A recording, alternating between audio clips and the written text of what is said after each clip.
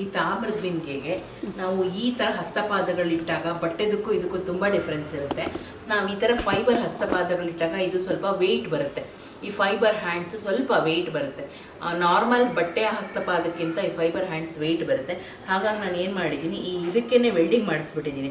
ಇದು ಸಪೋರ್ಟಿಗೆ ಹಿಡ್ಕೊಳ್ಳೋಕ್ಕಾಗಲಿ ಅಂತ ಹೇಳಿ ಇದನ್ನೇ ನಮ್ಗೆ ಯಾವಾಗಾದರೂ ಸ್ಟಿಫಾಗಿ ಒಂದು ಕಂಬಿ ಹಾಕಿ ಕಟ್ಬಿಡೋಕ್ಕೆ ಈ ಬಿಂದಿಗೆಗೆ ನಾನು ಏನು ಮಾಡಿದ್ದೀನಿ, ಬಿಂದಿಗೆಯ ಕುತ್ತಿಗೆಯ ಭಾಗಕ್ಕೆ ಕರೆಕ್ಟಾಗಿ ವೆಲ್ಡಿಂಗ್ ಮಾಡಿಸಿದ್ದೀನಿ. ಇದು ನನ್ನ ಹಸ್ಬೆಂಡ್ ಕೈಲೇ ಮಾಡಿಸಿರೋದು.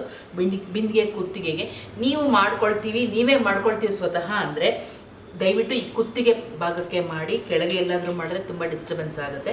ನಿಮ್ಗೆ ಯಾವುದೇ ಕಾರಣಕ್ಕೂ ದೇವ್ರಿಗೆ ಸೀರೆ ಉಡ್ಸೋಕ್ಕೆ ಸೂಟ್ ಆಗೋಲ್ಲ. ಬಿಂದಿಗೆ ಕುತ್ತಿಗೆ ಭಾಗಕ್ಕೆ ಮಾಡ್ಕೊಳ್ಳಿ. ನೆಕ್ಸ್ಟ್ ಇದು ಬ್ಯಾಕ್ ಸೈಡ್ ನೋಡಿ, ಇದು ಹೂ ಹಾಕೋಕ್ಕೆ, ಸಪೋರ್ಟಿಗೆ, ಕಿರೀಟ ಕಟ್ಟೋಕ್ಕೆ, ಮತ್ತು ಈ ಹ್ಯಾಂಡ್ಸು ಈ ಥರ ಬಂತು ಅಂತಂದಾಗ ಇದನ್ನು ಹಿಡಿದು ಒಂದು ಕಂಬಿ ಹಾಕಿ ಕಟ್ಕೊಳ್ಳೋಕ್ಕೆ ಎಲ್ಲ ಮಾಡ್ಕೊಳ್ಳೋಕ್ಕೆ ಕರೆಕ್ಟಾಗಿ ಪರ್ಫೆಕ್ಟಾಗಿ ಸೂಟ್ ಆಗಲಿ ಅಂಥೇಳಿ ನಾನು ಇದನ್ನು ಕಾಪರಲ್ಲಿ ಉದ್ದದ್ದು ಮಾಡಿಸಿದ್ದೀನಿ. ಇದು ಏನಕ್ಕೆ ಅಂತಂದರೆ ನಮ್ಮ ಕಿರೀಟ, ಹೂವು ಏನಾದರೂ ಸಿಗಿಸೋಕ್ಕೆ ಆಗುತ್ತೆ ಅಂಥೇಳಿ ಇದರಲ್ಲೆಲ್ಲ ಹೋಲ್ಸ್ ಕೊಟ್ಟಿದ್ದೀವಿ. ಇದರಲ್ಲಿ ಎಲ್ಲ ಹೋಲ್ಸ್ ಕೊಟ್ಟಿದ್ದೀವಿ.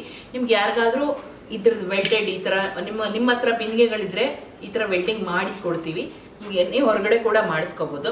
ನಿಮ್ಗೆ ಯಾರಿಗಾರು ವೆಲ್ಡಿಂಗ್ ಮಾಡ್ಕೊಳ್ಳೋಕೆ ಗೊತ್ತಾಗಿಲ್ಲ ಅಂತಂದರೆ ನೀವು ನಮಗೆ ತಂದು ಕೊಟ್ಟರೆ ನಾನು ಇದನ್ನು ವೆಲ್ಡಿಂಗ್ ಕೂಡ ಮಾಡಿಸ್ಕೊಡ್ತೀನಿ. ಇದು ಕಾಪರ್ದು ಮಾಡಿದ್ದೀನಿ. ಇದು ಹಾಕಿರೋದು ನಾವು ಕಾಪರ್.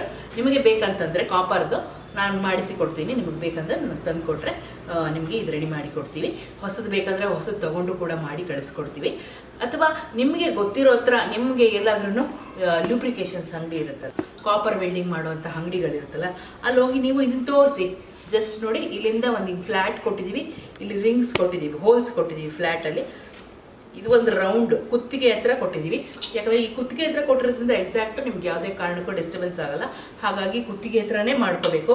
ಈ ಕೆಳಗೆ, ಇಲ್ಲಿ ಸೈಡಲ್ಲಿ, ಮುಂದಕ್ಕೆ ಹಿಂದಕ್ಕೆ ಎಲ್ಲೇ ಮಾಡಿದ್ರು ನಿಮಗೆ ಸಾರಿ ಡ್ರಿಪ್ಪಿಂಗ್ ಮಾಡುವಾಗ ತುಂಬ ಕಷ್ಟ ಆಗುತ್ತೆ. ಎಕ್ಸಾಕ್ಟಾಗಿ ಸೆಂಟರ್ಗೆ ಮೇಲೆ ಮಾಡಬೇಕು, ಕುತ್ತಿಗೆ ಭಾಗಕ್ಕೆ ನೋಡ್ಕೊಂಡು ಮಾಡ್ಕೊಳ್ಳಿ. ನಿಮಗೆ ಎಲ್ಲ ಅನುಕೂಲ ಆಗುತ್ತೋ. ನಿಮಗೆ ಮಾಡ್ಕೊಳ್ಳೋಕ್ಕಾಗಿಲ್ಲ ಅಂತಂದರೆ ತಂದು ಕೊಟ್ಟರೆ ನಾವು ಮಾಡಿಸ್ಕೊಡ್ತೀವಿ.